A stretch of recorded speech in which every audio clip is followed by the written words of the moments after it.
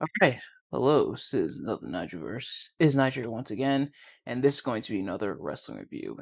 And despite what my eyes may say, no, I'm not baked. It's just really hot and sweaty, and some of it dripped down my eyes, and they get kind of red. And that also happens during allergies. Now, allergies haven't really been as much of a problem this year, which is great for me, I guess. But yeah, seasonal allergies otherwise are no joke. But yeah, so if my eyes are a little red, I promise no, I haven't been hanging out with Snoop Dogg or Rob Van Dam or anything. Just a little sweat got in the eyes and they're a little bit red. That and the fact that I was laying down looking at my phone, just a little bit ago. But that's neither here nor there. So, if you remember back at back in March, I should say, we did our WrestleMania reviews. We reviewed Chris Benoit winning the World Heavyweight Championship back at WrestleMania 20, celebrating with Eddie Guerrero, a moment that had lived on in history at least until 2007. But nevertheless, so Chris Benoit won the world title there. But let's see how his reign came to an end, and we see the rise of a new star, just not in this title reign. And I'm talking about Chris Benoit versus Randy Orton for the World Heavyweight Championship in the main event, if you can believe it, of SummerSlam 2004. Then again, I guess it was either that or the last ride match between Undertaker and JBL. Or, actually, no. Oh no, this was just a regular match. So which one was their last ride match? I remember. Oh, that was at No Mercy. Okay. Hey, well, never mind then. But yeah, it was between those two, and I know which one I probably rather would have preferred. No disrespect to The Undertaker or JBL, but nevertheless, I am not professional wrestling reviewer, analyst, or anything like that. Just a man who enjoys a good time, and I had a pretty good time, I would say, watching this match. But without further ado, let's get right into it. Now, if you've seen these reviews of mine before, you kind of already know how this works. If you haven't, I'm gonna be talking about what I liked and disliked about the match. How exactly did we get here? Well, you got me. Yeah, so I think this paragraph kind of describes, so I'm going to read it verbatim here on the wiki. It says, main feud heading into SummerSlam on the Raw brand was between Chris Benoit and Randy Orton, the two feuding over the World Heavyweight Championship. At Vengeance, Benoit defeated Triple H to retain the title. On July 26th episode of Raw, Orton won a 20-man battle royal, last eliminating Chris Jericho to become the number one contender to the title at SummerSlam. Also that night, Benoit defeated Triple H in a 60-minute Iron Man match to retain the title with the help of Eugene. And on the August 2nd episode of Raw Evolution, Orton, Batista, and Ric Flair defeated Benoit, Edge, and Jericho in a 6-man tag team match when Orton pinned Benoit following an RKO. On the August 9th episode of Raw, Benoit defeated Orton and Triple H in a handicap match by disqualification. A couple things when it comes to that excerpt. Glad I read that so I could be caught up. I kind of vaguely remembered it, but I'm glad I got the refresher. First of all, I forgot that Eugene was a factor in one of the decisions there. And I think that's also, first of all, that's what leads to Triple H versus Eugene at SummerSlam, but also it does lead to the infamous, hilarious promo from Triple H where he's going, Eugene! Because Eugene was a character on Raw, and that's where I'll leave that. Admittedly, that's a discussion for another time when it comes to the Eugene character. Something I'm sure I'll cover at some point on the channel. In fact, let me know if you guys want to see that. Ball's in your court now, guys. But yeah, so Benoit is gonna battle Orton here. Orton won the battle royal, but also, man, I forgot how much of the World Heavyweight Championship feud kind of centered around, or the World Heavyweight Championship reign of Chris Benoit kind of centered around Triple H. Like, hey, this was very much during the Reign of Terror, to the point where even when Triple H didn't have the world championship, whoever was holding it pretty much felt like a placeholder until he inevitably won the World Heavyweight Championship again.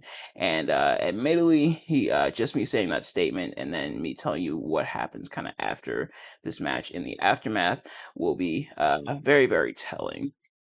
But as for this here at SummerSlam, now that we're back at SummerSlam, oh shoot, I kind of just scanned through the card to get back to Randy versus Benoit. I forgot this was also when Kane battled Matt Hardy in the Till Death Do Us Part match.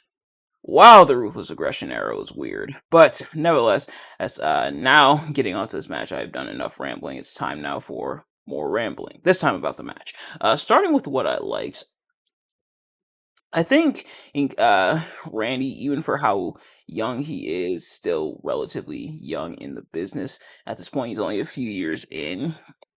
At this point in time, to see him be able to match up with Benoit, with Benoit and his offensive style, that being very technical and very fast paced, especially like Benoit flying around the ring, even diving outside the ring in a very very nasty spill on the outside. I think Randy being able to keep up and try to match up with Chris Benoit I think was really cool to see, even from Randy Orton being so young at this point in time. Randy even busts out a sharpshooter, which we are in Toronto, so that makes sense. But you knew they were gonna do it, and lo and behold, they did it. But yeah, busting out the sharpshooter was Randy Orton. His definitely isn't the greatest. His his is it better than The Rock's?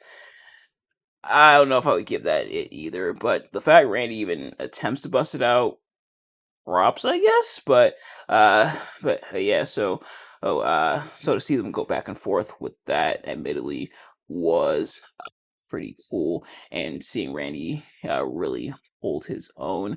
And then even getting the win in the end to become the new world champion, and with the kind of surprise RKO out of nowhere. I think that was one of the earliest instances I can think and maybe it's because I haven't watched a whole lot of earlier Randy Orton matches. Definitely should go back and do that at some point, where they straight up called it like RKO out of nowhere. It wouldn't really become a as much of a major meme as it would in later years for Randy Orton, but still, still hearing them bust out RKO out of nowhere her definitely is something, and it definitely did kind of come out of nowhere. And I think out of all the RKO's, this one might be a bit of a sleeper hit. And that's kind of part of the magic of the RKO is that it's such a very versatile move to where Randy can hit it from so many angles, and seeing like Benoit and Orton kind of wrestle for the submission before Randy nails the RKO and kind of slumps onto Benoit for the three admittedly was pretty cool. Oh, and Randy Orton becomes the new world heavyweight champion, and the crowd they do pop, but it also maybe that's just maybe it's maybe it's me not really being able to read emotions. Admittedly, that is something I kind of struggle with sometimes in real life.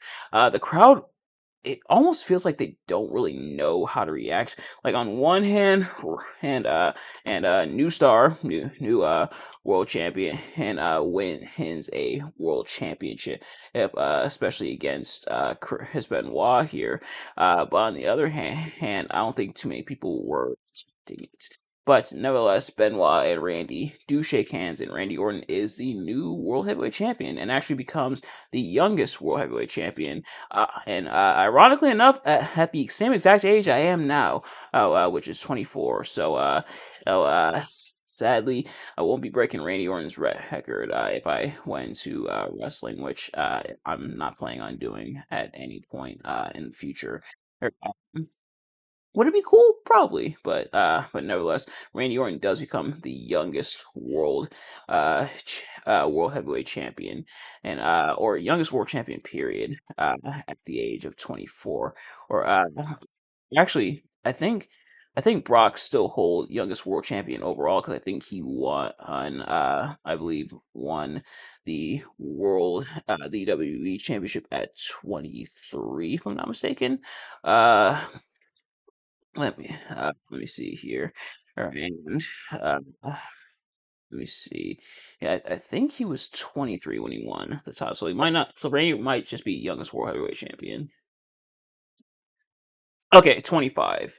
Brock was but yeah. So Randy is youngest world champion, and some people have theorized that because at this point Brock was gone from WWE, he left earlier that year at WrestleMania against Goldberg, and probably one of the worst WrestleMania matches of all time, potentially. But yeah, Brock had split it, was trying his hand at the NFL. I think by this time in 2004 that it kind of pretty much fizzled out. But um, but yeah, a lot of people theorized this probably was a way to stick it to Brock. Knowing WWE and knowing Vince McMahon, I wouldn't fully put it past them, but Randy does make history, and it's a record I believe he still holds to this day, yeah, being the youngest world champion. Now, unfortunately, because he won it from Chris Benoit, they can't tell you who he won it from. They'll just say he was the youngest world champion, but they won't tell you the guy who took the pin for it. And it did lead to the meme or slash joke of Randy Orton. Randy Orton finding the World Heavyweight Championship at SummerSlam 2004, or obviously they can't talk about it for obvious reasons, but yeah, still kind of funny, and I mean in that regard. But yeah, so Randy Orton does become the youngest world heavyweight champion, and doesn't hold on to it for long, because the night after, Randy rematches Benoit, and then and afterwards, Evolution turns on him. Triple H kicks him out. There's the moment where Randy's on Batista's shoulders. Triple H does the thumbs up, then the thumbs down, and then it's dropped by Batista. Pretty much has the crap eaten out of him by Randy Orton, and instead of Randy Orton finally securing that spot, proving he's the top guy against Triple H, he loses it right. He loses the world title to Triple H at Unforgiven. Well, help, not bad for your first kid. Now, granted, I guess in hindsight, knowing where Randy is in terms of his career nowadays, I guess it didn't hurt him too much. But at the time, it definitely sucked. But thankfully, we still have the moments in the bubble here when it comes to this match. Now, in terms of what I didn't quite like as much about it I did mention the aforementioned nasty spills, especially when Benoit goes for the dive to the outside and then like damn near smacks his head on the barricade. Knowing what we know about Benoit, what he would do just a few years later, it becomes um, it becomes more and more uncomfortable seeing moments like that. And it's something I've mentioned before on the channel, but especially with moments like this. Yikes. The other thing is once again, for the second SummerSlam match in a row, and from the same guy, hey,